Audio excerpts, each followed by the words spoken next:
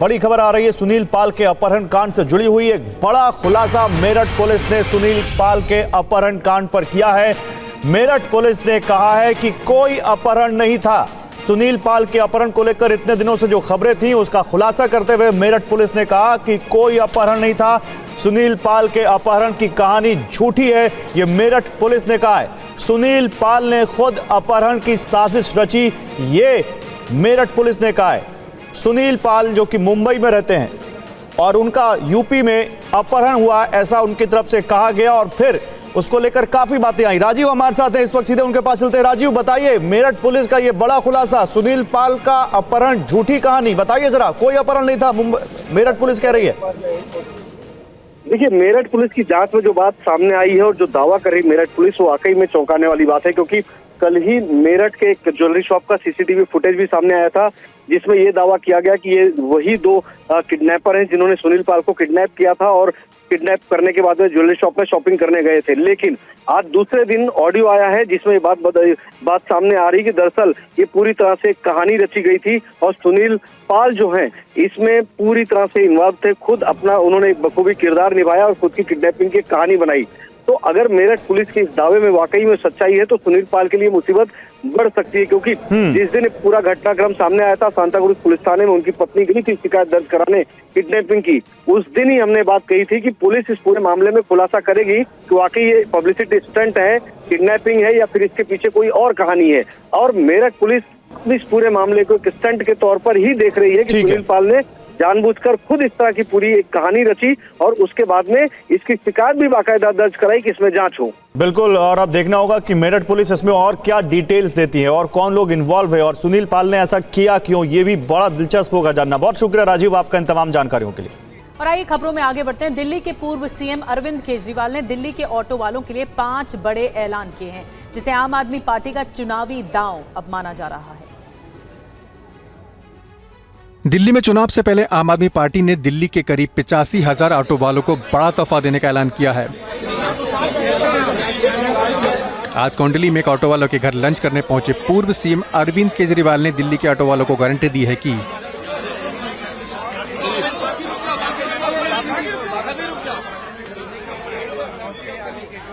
दिल्ली में ऑटो वालों को इंश्योरेंस होगा, 10 लाख तक का इंश्योरेंस किया जाएगा, बेटी की शादी में 1 लाख तक की सहायता मिलेगी, वर्दी के लिए साल में 2 बार 2500 रुपए दिए जाएंगे, ऑटो वालों के बच्चों की कोचिंग का खर्चा सरकार उठाएगी और पूछो ऐप फिर से चालू किया जाएगा। 5 चीजें लागू की जाएंगी। किसी भी ऑटो वाले की बेटी की शादी होगी तो सरकार की तरफ से 1 लाख रुपए उनकी बेटी की शादी के लिए, साल में 2 बार होली पे और दिवाली पे इन्हें वर्दी बनवाने के लिए 2,500 रुपए हर ऑटो वाले को दिए जाएंगे।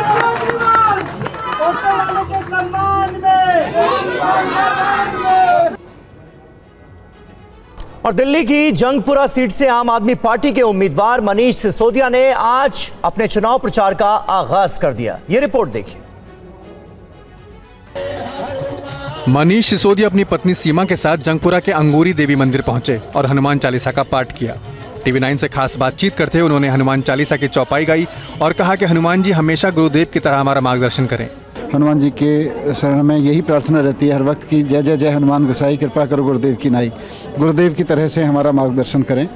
हमेशा हनुमान जी ने गुरुदेव की तरह से मार्गदर्शन किया है और आज भी जब जंगपुरा से चुनाव लड़ने की शुरुआत हो रही है, आम आदमी पार्टी की चुनाव प्रचार शुरू हो रहा है, तो वही प्रार्थना फिर से है कि हम दिल्ली के लोगों के लिए जो काम करें, देश के लोगों के लिए जो काम करें, मानवता के लिए जो काम करें, उसमें भगवान की कृपा बनी रहे।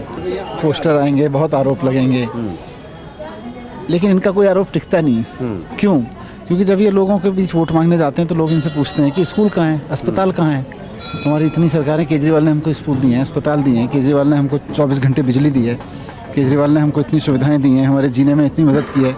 सिसोदिया अपनी 3 बार जीती हुई पटपड़गंज विधानसभा सीट को छोड़कर इस बार जंगपुरा विधानसभा सीट से चुनाव लड़ने जा रहे हैं। और असदुद्दीन ओवैसी की पार्टी AIMIM ने दिल्ली विधानसभा चुनाव के लिए दिल्ली दंगों के आरोपी ताहिर हुसैन को टिकट देने का ऐलान किया है। ताहिर को पार्टी ने मुस्तफाबाद सीट से प्रत्याशी बनाया है। असदुद्दीन ओवैसी ने सोशल मीडिया पर तस्वीर पोस्ट कर लिखा, ताहिर हुसैन AIMIM में शामिल हो गए हैं और आगामी दिल्ली विधानसभा चुनाव में मुस्तफाबाद विधानसभा क्षेत्र से हमारे उम्मीदवार होंगे। AIMIM नेता शोएब जमाई ने कहा कि हमारा ये फैसला दिल्ली दंगा पीड़ितों को इंसाफ दिलाने की मुहिम में अहम भूमिका अदा करेगा। आज ही उनकी जो है हम कैंडिडेसी की घोषणा करते हैं दिल्ली प्रदेश विधानसभा चुनाव के लिए, और वो हमारे कैंडिडेट होंगे मुस्तफाबाद विधानसभा क्षेत्र से।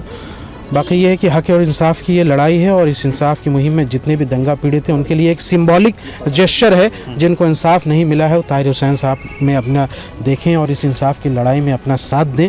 मुझे लगता है ये बहुत बड़ा सानिया था, और इसी तरह पूरे दिल्ली प्रदेश के अंदर एक बहुत उमंग है, उत्साह है लोगों में MIM के आने से। और हम जो बैरिस्टर ओवैसी साहब ने हमेशा इस बात को कहा है कि हम लोगों को एक राजनीतिक ताकत देना चाहते हैं। ताहिर हुसैन AIMIM के मुस्तफाबाद विधानसभा सीट से उम्मीदवार होंगे। हुसैन अभी तक आम आदमी पार्टी की ओर से दिल्ली MCD में पार्षद थे। और गुरुग्राम से एक बड़ी खबर सामने आई है। यहाँ एक पब के बाहर 2 देसी बम फेंकने से हड़कंप मच गया है। एक बम फट गया तो दूसरे को डिफ्यूज कर दिया गया है।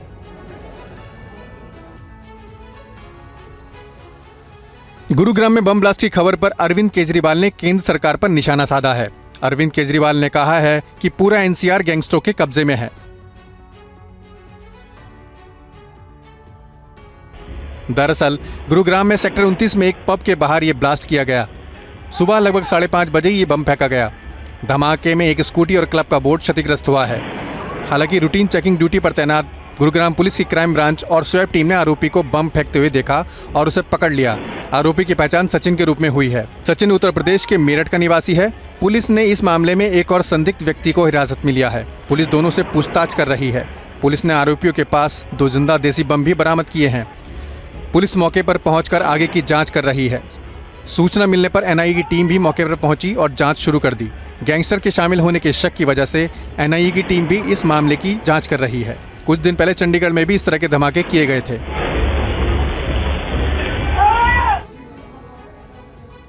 और संसद के बाहर और अंदर अडानी और सोरोस के मुद्दे पर सियासत गर्म है। कांग्रेस और बीजेपी में आरोप प्रत्यारोप का दौर जारी है। जॉर्ज सोरोस के साथ तालमेल करके देश के खिलाफ काम करते हैं और फिर रंग बिरंगे नारा लगा करके कपड़ा पहन करके और यहाँ तरह तरह का आपत्तिजनक बातें नारा लगा करके इन्होंने सदन का गरिमा को चोट पहुंचाया है। कांग्रेस का एक नेतृत्व के मनमानी से ये लोग हर बार ये संसद के नियम को ताक पर रख करके जैकेट पहन करके नारा लगा करके फिल्म बना करके कि जॉर्ज सोरोस अगर देश विरोधी हरकतें कर रहा है तो उसका धंधा पानी यहां क्यों चल रहा है? उसके प्रत्यार्पण के लिए आपने चिट्ठी क्यों नहीं लिखी? उसके द्वारा फंडेड जो फंड्स हैं उनके लोगों से आपकी साठगांठ क्यों है? उनके लोगों के यहां शादी ब्याह आपके बीजेपी वालों का क्यों हो रहा है? ये सारे सवाल आपसे पूछे जाएंगे। और जॉर्ज सोरोस के मुद्दे पर बीजेपी ने कांग्रेस पर कई आरोप लगाए। बीजेपी के आरोप को कांग्रेस ने बेबुनियाद बताया है।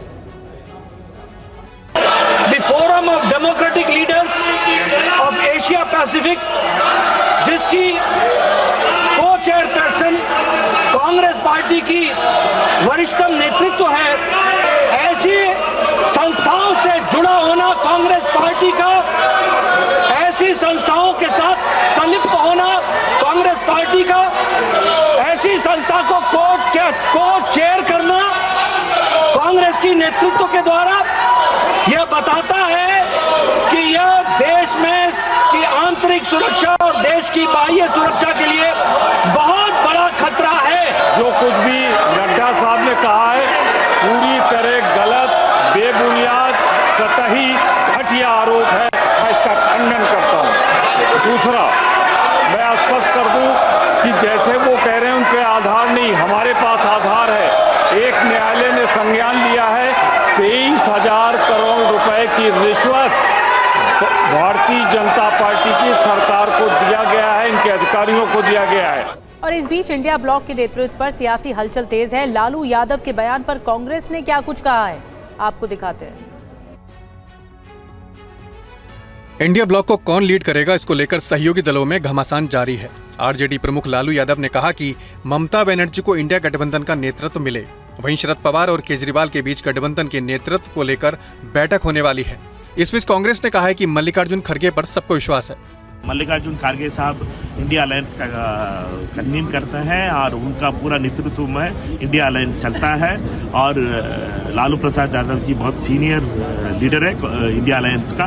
उनका बात मल्लिकार्जुन खड़गे साहब का नेतृत्व में सारे लोग काम कर रहे हैं। और वहीं कांग्रेस नेता अधीर रंजन ने कहा है कि टीएमसी एक क्षेत्रीय दल है। इंडिया गठबंधन के साथ जुड़े होते हुए भी ममता बनर्जी चाहे हरियाणा हो, चाहे कश्मीर हो, चाहे झारखंड हो, चाहे महाराष्ट्र हो, एक लफ्ज अपना जुबान से नहीं निकली उनकी कि भाई इंडिया गठबंधन के पक्ष में वोट डाला करो। टीएमसी पार्टी एक राष्ट्रीय पार्टी थे, आज वो क्षेत्रीय पार्टी में चले गए। बंगाल में सीमित है और यहाँ कैसे चुनाव होते हैं बंगाल में जो विपक्ष लोग हैं जानते हैं। और राज्यसभा के सभापति जगदीप धनखड़ के खिलाफ विपक्ष ने अविश्वास प्रस्ताव दिया है। कांग्रेस नेता जयराम रमेश ने कहा है कि प्रस्ताव के अलावा और कोई विकल्प नहीं बचा था। विपक्ष ने राज्यसभा के सभापति जगदीप धनखड़ पर पक्षपात का आरोप लगाते हुए उनके खिलाफ अविश्वास प्रस्ताव सौंपा है। ये प्रस्ताव राज्यसभा के सेक्रेटरी जनरल को सौंपा गया है। दावा है कि इस प्रस्ताव में INDIA ब्लॉक के सभी नेताओं ने हस्ताक्षर किए हैं। विपक्ष ने धनखड़ पर पक्षपातपूर्ण कार्यप्रणाली का आरोप लगाया है। चेयरमैन साहब को लेकर एक प्रस्ताव मोशन सबमिट किया है। ये दर्शाता है कि स्थिति कितनी बिगड़ गई है। हम इस उम्मीद के साथ हम आते हैं कि राज्यसभा में सत्ता पक्ष होती है, विपक्ष की पार्टियां होती हैं और सारे इंडिया पार्टी सभी ने हस्ताक्षर किया है इस अविश्वास प्रस्ताव पर। कोई भी पार्टी छोटी नहीं है, कोई भी पार्टी, सारे पार्टियां एक आवाज से कह रही हैं कि आप पक्षपात कर रहे हैं। धनखड़ के खिलाफ अविश्वास प्रस्ताव पेश होने के बाद यह राज्यसभा के किसी सभापति के खिलाफ पहला अविश्वास प्रस्ताव है। और अडानी मुद्दे पर संसद में विपक्ष लगातार बहस की मांग कर रहा है। प्रियंका गांधी ने कहा कि सरकार बहस से डर रही है। वहीं बीजेपी ने कांग्रेस के रवैये को दुर्भाग्यपूर्ण बताया है। हाँ, हाउस नहीं चल रहा है और सरकार जानबूझ के हाउस को चला नहीं रही है या फिर इनसे चल ही नहीं रहा है, मतलब इन काबिल नहीं है ये हाउस को चलाने के। क्योंकि आप देख रहे हैं हमारे जो प्रदर्शन हो रहे हैं 10:30 से 11 बजे तक होते हैं। जैसे ही हाउस शुरू होता है हम अंदर चले जाते हैं काम करने के लिए। काम हो ही नहीं रहा है। जैसे ही हम बैठते हैं ये लोग कुछ शुरू कर लेते हैं ताकि अड़चन हो जाए। और इनकी ये स्ट्रैटेजी है। मुझे लगता है ये बहस नहीं करना चाहते हैं, ये डर रहे हैं अडानी जी पे बहस करने से, डरते हैं। कभी मास्क पहन के आना, कभी बैग लेकर आना, कभी मुखौटे पहनकर आना। अगर प्रतिपक्ष को और विपक्ष को लगता है यही नेतागिरी है और यही लोकतंत्र है, तो मुझे लगता है उन्होंने लोकतंत्र के और संविधान के सही अर्थ को समझने में भूल किया है। पीठ पे स्टिकर चिपकाना ये लोकतंत्र नहीं होता है। हृदय पे स्टिकर चिपकाना, प्रेम का स्टिकर चिपकाना, गरीबों के लिए काम करना, यही लोकतंत्र होता है। और संसद में अडानी और सोरोस के मुद्दे पर सियासी संग्राम मचा है। गिरिराज सिंह ने कांग्रेस से पूछा है कि सोनिया गांधी के जॉर्ज सोरोस से क्या संबंध है। कांग्रेस को के ऊपर आरोप नहीं लगे। वो जॉर्ज सोरोस जो एंटी भारत हो, हम तो यही पूछ रहे हैं। कांग्रेस बताए कि सोनिया गांधी का क्या संबंध है, कह दे नहीं संबंध। ये नहीं चलेगा जो देश के विरुद्ध षड्यंत्र करेंगे और कांग्रेस षड्यंत्रकारियों का एक टूल बन करके भारत में और भारत के बाहर, भारत के अंदर जॉर्ज सोरोस की बात यहाँ करेंगे। अपने सदन के अंदर, लोकसभा सदन के अंदर देखा कि अध्यक्ष महोदय ने सदन की गरिमा की बात की और जब प्रश्नकाल शुरू हुआ तो सत्ता पक्ष के सदस्य खड़े होकर उन्होंने एक बहाना दिया कि सदन स्थगित हो। बिहार के मुख्यमंत्री नीतीश कुमार पर लालू यादव की टिप्पणी से कोहराम मच गया है। लालू यादव ने नीतीश कुमार की महिला संवाद यात्रा को लेकर आपत्तिजनक बयान दिया है। अच्छा जा रहा है तो अब तो नैन सेकने जा रहे हैं। अच्छा जा रहा है तो अब तो नैन सेकने जा रहे हैं। आरजेडी अध्यक्ष लालू प्रसाद यादव ने ये अजीबोगरीब बयान बिहार के मुख्यमंत्री नीतीश कुमार की महिला संवाद यात्रा को लेकर दिया है। अच्छा जा रहा है तो अब तो नैन सेकने जा रहे हैं। लालू यादव के इस बयान पर जेडीयू ने कड़ा एतराज जताया और लालू यादव पर पलटवार किया। नीतीश कुमार जी की ओर आंख दिखाने का हिम्मत आपने कैसे कर दिया? सच तो यह है कि होटवार जेल में आपका शरीर कैद था, लेकिन आपका बुद्धि चरवाहा विद्यालय में कैद हो गया। 15 दिसंबर से शुरू हो रही इस महिला यात्रा के जरिए नीतीश कुमार महिलाओं से अलग अलग मुद्दों पर फीडबैक लेंगे, जिसे विधानसभा चुनाव से जोड़कर देखा जा रहा है। लालू यादव के बयान को बीजेपी नेता और डिप्टी सीएम सम्राट चौधरी ने घृणित और शर्मनाक बताया। नीतीश कुमार की यात्रा पर आरजेडी पहले से हमलावर है और उसे फिजूल खर्ची बता रही है। और राजस्थान की सांगोद विधानसभा से विधायक और भजनलाल सरकार में ऊर्जा मंत्री हीरालाल नागर का वीडियो सोशल मीडिया पर वायरल हो रहा है। क्यों, क्या है मामला, आइए आपको दिखाते हैं इस रिपोर्ट में। राजस्थान के ऊर्जा मंत्री ने बीजेपी कार्यकर्ताओं को संबोधित करते हुए कहा कि विकास से चुनाव जीतना गलतफहमी है। लोगों से मिलते जुलते रहो, राम राम कहो, 100% जीतोगे। ये बहुत गलतफहमी है कि हमने विकास कर दिया और उन गांव में जाइए मत पक्की छे चुनाव और आप विकास मत करो, लेकिन गांव में सतत संपर्क करते रहो, वहां से मिलता रहो, जुलता रहो, वारी जे बीमारी जे बातचीत करता रहो, हाय राम राम करता रहो, भैया 100% जीतक। ऊर्जा मंत्री हीरालाल नागर सांगोद विधानसभा क्षेत्र के दौरे पर थे। उन्होंने कई कार्यक्रमों में हिस्सा लिया। इस दौरान सिमलिया में लक्ष्य वाटर पार्क एंड रिजॉर्ट में बीजेपी कार्यकर्ताओं के साथ बैठक की। इस बैठक में कार्यकर्ताओं को चुनाव जीतने के लिए टिप्स बता रहे थे। विकास मत करो, लेकिन गांव में सतत संपर्क करते रहो, वहां से मिलता रहो, जुलता रहो, वारी जे बीमारी जे बातचीत करता रहो, हाय राम राम करता रहो, भैया 100% जीतक। आगे बढ़ते हैं। इलाहाबाद हाई कोर्ट के जस्टिस शेखर कुमार यादव के भाषण की अखबार में छपी रिपोर्ट पर सुप्रीम कोर्ट ने संज्ञान लिया है। अब हाई कोर्ट को इससे जुड़ी जानकारी देनी है। अखबार में आई रिपोर्ट के आधार पर सुप्रीम कोर्ट ने इलाहाबाद हाई कोर्ट के जस्टिस शेखर कुमार यादव के बयान पर संज्ञान लिया है।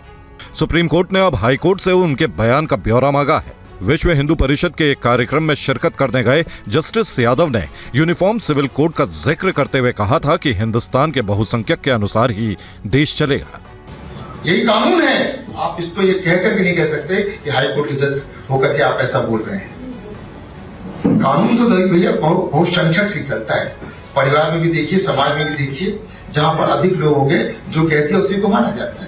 सुप्रीम कोर्ट की ओर से मामले में संज्ञान लेने के बाद क्या हो सकता है, ये भी समझते हैं। आज तक का जो रिकॉर्ड है सर्वोच्च न्यायालय का, उसमें उन्होंने ओपन हियरिंग नहीं दी है। वो जो भी एविडेंस आता है वो एविडेंस ले लेते हैं, उसके बाद वो कॉलेजियम में डिस्कस करते हैं और वो अपनी फाइंडिंग बना के तब वो जो भी अप्रोप्रिएट एक्शन होता है उसमें या तो हाई कोर्ट को भेजेंगे या ग्लोरी ऐसा भी केस हो सकता है उसमें इम्पीचमेंट के लिए पार्लियामेंट को भी भेज दें। ये कार्यक्रम विश्व हिंदू परिषद के लीगल सेल ने इलाहाबाद हाई कोर्ट के लाइब्रेरी हॉल में आयोजित किया था। और जस्टिस शेखर कुमार यादव की टिप्पणी पर सुप्रीम कोर्ट के संज्ञान लेने के बाद सियासी दल के नेताओं ने कैसी प्रतिक्रिया दी है, सुनिए। मुझे लगता है कि ये बयान तो एक सिटिंग जज, वो भी एक ऐसे कार्यक्रम में जा करके एक ऐसे विषय पर ये बात रखता है, ये बहुत ही शर्मनाक है और माननीय उच्चतम न्यायालय को संज्ञान लेना चाहिए इस विषय पर। पूरी तरह से संविधान के खिलाफ है ये बात। नहीं, माननीय न्यायमूर्ति जी ने जो कहा है मैं उसमें से इतना ही अर्थ निकालता हूँ कि अल्पसंख्यक तुष्टीकरण के नाम पर केवल अल्पसंख्यकों को प्रधानता देकर कोई निर्णय करने की बजाय देश के बहुसंख्यक जो भारत माता के अन्य उपासक हैं और राष्ट्रवादी हैं, उनके हितों का भी ध्यान रखा जाना चाहिए। संविधान के खिलाफ तो वो बयान है ही, और सिर्फ कपिल सिब्बल साहब के कहने का ही सवाल नहीं है। देश का हर अमन पसंद नागरिक और देश के अंदर जितने भी संविधान को मानने वाले लोग हैं वो सब इस पक्ष में होंगे कि ऐसे जज को 1 मिनट भी रहने का अधिकार नहीं है। उसके लिए सुप्रीम कोर्ट को संज्ञान लेना चाहिए और उस जज को तत्काल उसकी ड्यूटी से अलग करना चाहिए। तो आप सुन रहे हैं कैसे राजनीतिक गलियारों में प्रतिक्रियाएं आ रही हैं। केंद्रीय मंत्री गिरिराज सिंह ने भी जस्टिस शेखर यादव के बयान पर प्रतिक्रिया देते हुए इसका स्वागत किया है। उधर समाजवादी पार्टी की सांसद इकरा हसन ने कहा है कि सुप्रीम कोर्ट को जस्टिस के बयान पर एक्शन लेना चाहिए।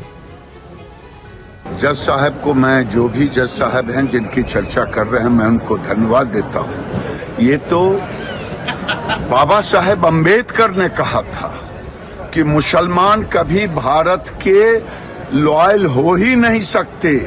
अगर किसी को शक है मेरी बात पर तो भारत का विभाजन और उनकी किताबें पढ़ ले। बाबा साहेब अम्बेडकर ने भी कहा जो जज साहब कह रहे हैं, इस देश के मुसलमानों की लॉयल्टी धर्म से है, न कि भारत से। और ये देश सभी का है, ये देश सेक्युलर है और सेक्युलर रहेगा। किसी के कहने न कहने से कुछ नहीं होता है। लेकिन मुझे बहुत अफसोस हुआ ये सुनकर, और देश की जो माइनॉरिटी है, मुझे लगता है सभी को बहुत अफसोस हुआ होगा कि ऐसे लोग हमारे लिए अब जज बैठे हुए हैं जिनके दिल में इस तरह की भावना है। तो बिल्कुल ठीक नहीं हमारे देश के लिए, और मेरी यही गुजारिश है कि सुप्रीम कोर्ट इसका संज्ञान ले और इस पर कुछ ना कुछ एक्शन हो कि ये जो। और एक दिल्ली से बड़ी खबर आ रही है। एलजी सचिवालय की मुख्य सचिव पुलिस कमिश्नर को चिट्ठी सामने आई है।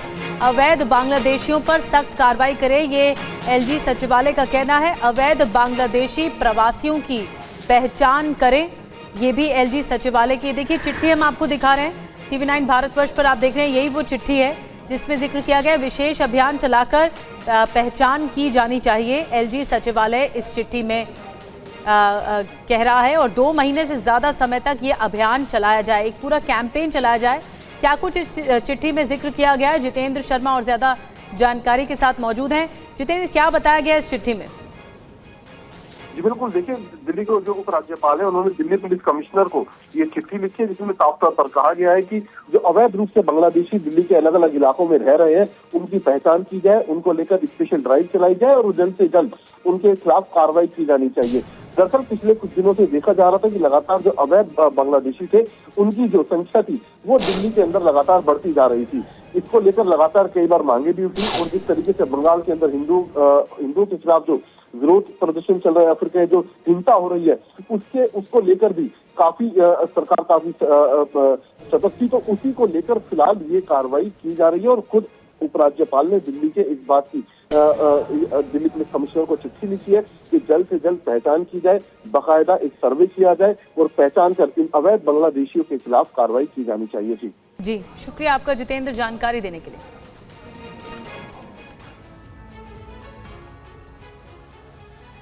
और बांग्लादेश में हिंदुओं के खिलाफ जारी अत्याचार को लेकर हिंदू सिविल सोसाइटी ने दिल्ली के 3 मूर्ति चौक से बांग्लादेश एम्बेसी तक मार्च निकाला। प्रदर्शनकारियों ने बांग्लादेश के खिलाफ कार्रवाई की मांग की। नहीं सहेंगे अब अत्याचार, बांग्लादेश कर ले विचार की तख्तियां हाथ में लिए ये लोग दिल्ली सिविल सोसाइटी के सदस्य हैं। लोगों ने बांग्लादेश में हिंदुओं के खिलाफ जारी अत्याचार को लेकर प्रदर्शन किया। इस दौरान लोगों ने UNHRC से भी मामले में दखल की मांग की है। इनकी मांग है कि वहां हिंदुओं पर अत्याचार बंद होना चाहिए। जिस तरीके से बांग्लादेश के हिंदू जीने के लिए मजबूर हो रहा है, इसमें समस्त हिंदू सनातनी संगठन इसका विरोध करता है। एवं जिस तरीके से अभी हमारा भारत सरकार जो कदम ऐसे उठाए कि वहाँ के हिंदू को जान माल का सुरक्षा हो सके। बांग्लादेश के यूनुस सरकार को हम संदेश देना चाहते हैं कि आज जो हिंदुओं के ऊपर अत्याचार कर रहे हैं उनके होने के बाद ये तुरंत बंद होना चाहिए। क्यों हो रहा है अत्याचार? खालिदा जिया को संग लेकर आज अत्याचार कर रहे हैं। ये बिल्कुल हमारे भारत के जितना भी हमारे सर्व भारतीय हिंदू बंगाली संगठन जितना भी संगठन है, जितना भी हिंदू है, ये बर्दाश्त नहीं करेंगे। महाराष्ट्र के संभाजी नगर में भी लोगों ने प्रदर्शन कर बांग्लादेश में हिंदुओं की सुरक्षा की मांग की। और हरियाणा के पंचकुला में भी बांग्लादेश के खिलाफ प्रदर्शन किया गया। लोगों ने प्रदर्शन कर वहां हिंदुओं के खिलाफ अत्याचारों को तुरंत रोकने की मांग की।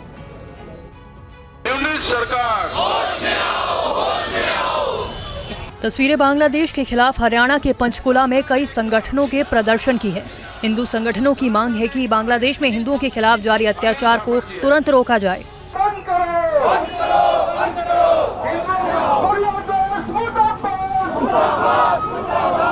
लोगों ने पीएम मोदी से मामले में दखल देने की मांग की। भारत में अल्पसंख्यक और हम मिलकर रह सकते हैं, तो क्या परेशानी आ रही है सभी जगह? क्यों हिंदुओं पर इतना अत्याचार हो रहा है?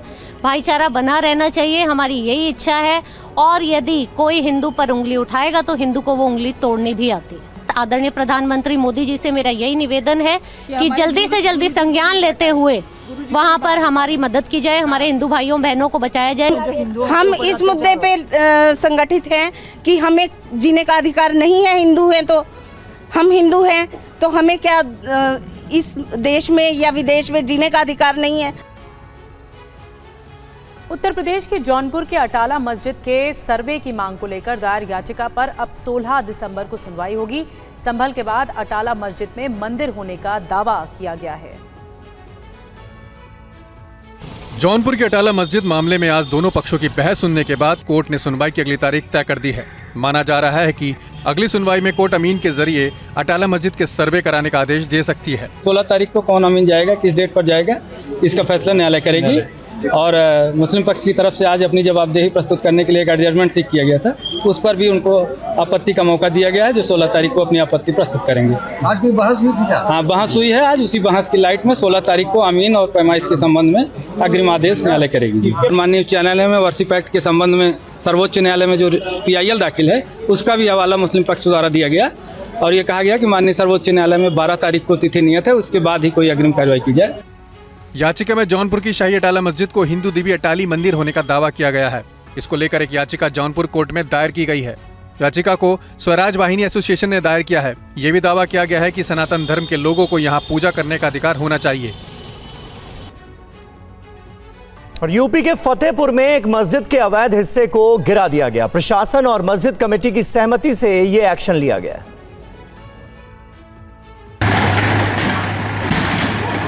यूपी के फतेहपुर में बहराइच बांदा मार्ग का चौड़ीकरण हो रहा है और इस रास्ते में आने वाले अवैध निर्माण को हटाया जा रहा है।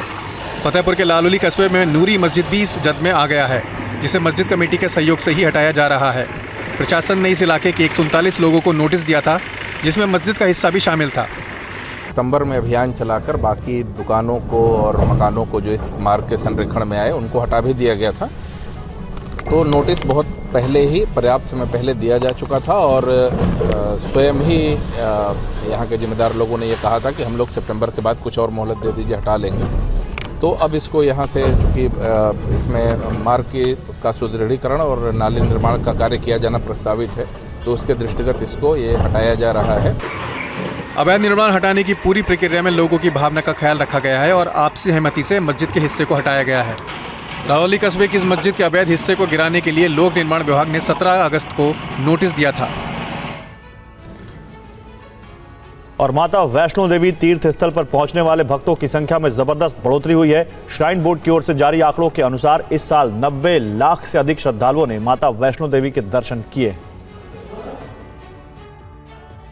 माता वैष्णो देवी तीर्थ स्थल पर हर साल लाखों की संख्या में श्रद्धालु आते हैं। लगातार तीसरे साल 90 लाख से अधिक श्रद्धालुओं ने माता वैष्णो देवी के दर्शन किए हैं। ये देश के सबसे पवित्र और प्रसिद्ध तीर्थ स्थलों में से एक है और श्रद्धालुओं की बढ़ती संख्या इस बात का प्रतीक भी है। माता वैष्णो देवी मंदिर का इतिहास जम्मू कश्मीर की त्रिकुटा पहाड़ियों से जुड़ा है। श्री माता वैष्णो देवी मंदिर हिंदू पौराणिक कथाओं और आध्यात्मिकता में बहुत महत्व रखता है। मान्यताओं के अनुसार ये मंदिर माता वैष्णो देवी को समर्पित है, जो देवी दुर्गा का एक अवतार है। इस मंदिर का ऐतिहासिक संदर्भ महाभारत में मिलता है, जहां माना जाता है कि अर्जुन ने युद्ध में जीत के लिए माता वैष्णो से प्रार्थना की थी। वहीं साइन बोर्ड की तरफ से लगातार सुविधाओं में सुधार की सफल कोशिशें की जा रही है। मां वैष्णो देवी के भक्तों के लिए बड़ी खुशखबरी भी सामने आई है। अब जब देश के राष्ट्रीय पशु बाघ के संरक्षण के लिए सरकार लगातार कोशिशें कर रही है। बाघों का अवैध शिकार गंभीर समस्या रही है, जिस पर लगाम लगाने के लिए कड़े कदम उठाए गए हैं। अब इसका पॉजिटिव नतीजा देखने को मिल रहा है। देखिए इस रिपोर्ट में। पीएम मोदी ने वन्य जीवन संरक्षण पर खास जोर दिया है। अफ्रीका से चीता लाने के अलावा देश में बाघों के संरक्षण के लिए विशेष प्रयास किए गए हैं। इसका नतीजा है कि अब बाघों के अवैध शिकार में बेहद कमी आई है और बाघों की मौत में भी कमी हुई है। NTCA यानी राष्ट्रीय बाघ संरक्षण प्राधिकरण ने बताया है कि पिछले एक साल में बाघों की मौत में 37% की कमी आई है। 2024 में 114 बाघों की मौत हुई, जबकि 2023 में यह आंकड़ा 182 था और 2022 में पूरे देश में कुल 122 बाघों की मौत हुई थी। बाघों की मौत का कारण प्राकृतिक और अप्राकृतिक दोनों बताया गया है। मध्य प्रदेश और महाराष्ट्र में सबसे ज्यादा मौतें दर्ज हुई हैं। 2024 में मध्य प्रदेश में 46 बाघों की मौत हुई, जबकि 2023 में 43 की मौत हुई थी। महाराष्ट्र में 2024 में 23 मौत हुई हैं, जबकि 2023 में यह आंकड़ा 46 का था। कर्नाटक में इस साल 11 बाघों की मौत दर्ज की गई है। देहरादून स्थित भारतीय वन्य जीवन संस्थान के मुताबिक बाघों की ज्यादातर मौत प्राकृतिक कारणों से हुई है। इसका मतलब है कि बेहतर चौकसी के चलते अवैध शिकार की घटनाओं में कमी आई है।